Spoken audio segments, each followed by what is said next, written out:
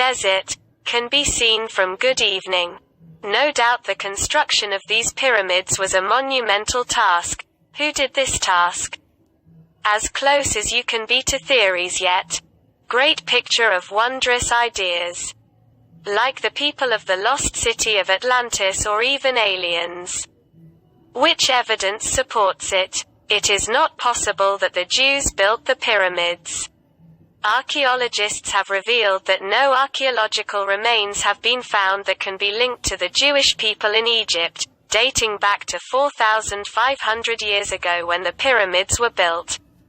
In addition, the story in the Hebrew Bible about the enslavement of the Jews in Egypt refers to a city called Ramses. The city of Ramses arose during the rule of the 19th dynasty, between 1279 and 1213 BC, and the city was named after the pharaoh Ramses II, who ruled between 1279 and 1213 BC. That is, the construction of this city was done after the era of building the pyramids in Egypt. Step Pyramid of King Djoser. Archive archaeologists Israel Finkelstein and Neil Asher Silberman wrote in their book The Discovery of the Bible, A New View of Archaeology on Ancient Israel and the Origin of its Sacred Texts. We have no evidence, not even a word about the early Israelites in Egypt, not in the monumental inscriptions on the walls of temples, nor in tomb inscriptions, nor on papyrus. Moreover, no archaeological evidence of Atlantis has been found at any time, and many scholars believe that it is a fairy tale.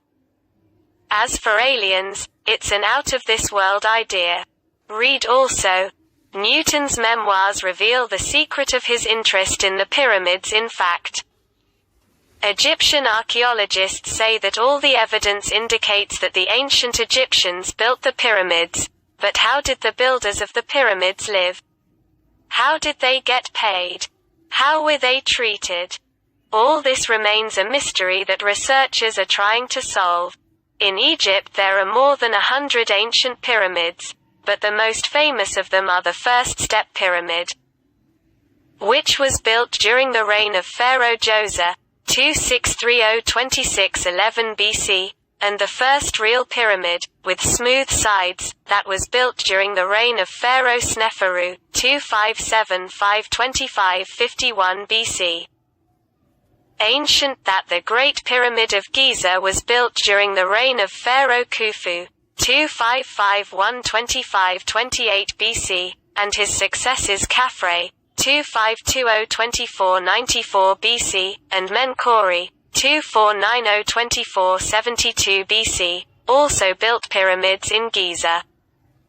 In his book, Lehner pointed out that the pharaohs gradually stopped building the pyramids during the era of the New Kingdom, 1550 to 1070 BC, and chose instead to be buried in the Valley of the Kings, which is located about 483 kilometers south of Giza.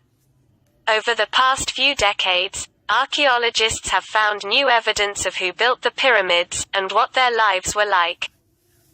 Great Pyramid, archive records indicate, including papyri discovered in 2013 in Egypt, in Wadi al-Jarf on the Red Sea coast. Large groups of workers, sometimes translated as gangs, helped bring the materials to Giza. The Wadi al-Jarf papyri speak of a group of 200 men led by a man named Mera. This group transported limestone by boat in the course of the Nile for a distance of about 18 kilometers from the region of Torah to the Great Pyramid, where stones were used to build the outer shell of the pyramid. In the past, Egyptologists assumed that the builders of the pyramids consisted chiefly of seasonal agricultural workers who worked in construction during the period of the year during which they had nothing to do with farming. But we still have to be sure if this is true or not. The papyri that talk in detail about the history of the pyramids are still being studied to decipher and analyze them. But the findings suggest that Merah's gang did much more than help build the pyramid. Read also, Tutankhamun. The most attractive exhibition for visitors in the history of France. These workers seem to have roamed most of Egypt, and may have reached the Sinai Desert, and carried out many of the construction projects and tasks entrusted to them. This raises the question of their being part of a permanent professional force rather than a group of seasonal agricultural workers who would return to their fields.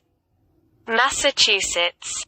The officials of high positions who contributed to the building of the pyramids may have received plots of land as grants. Historical records show that at periods in Egypt's history, grants of land were made to officials in Egypt, but it is uncertain whether the land was given to the officials who participated in the construction of the pyramids. Lena's team excavated in a village in Giza where he lived and was frequented by some of the workers who were building the Menkaure pyramid. So far, archaeologists have found evidence that the people of this city baked large quantities of bread, slaughtered thousands of heads of cattle, and brewed large quantities of beer. Based on animal bones found at the site, and given the nutritional needs of the workers, archaeologists estimated the quantities of cattle slaughtered each day at about 1,800 kilograms of sheep and goats, to feed the workers. Read also, the British Museum. The largest collector of stolen artifacts in the world. The remains of workers buried in tombs near the pyramids show that the bones of these workers recovered well after their fractures were properly treated, indicating that they had access to the health care that was available at the time.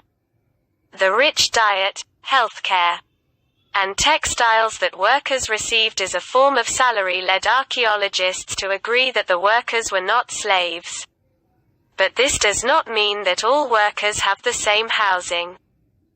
Excavations in the area have shown that some high-ranking officials lived in large houses, and had access to the best cuts of meat. On the other hand, Lena believes that the lower-ranked workers were aware of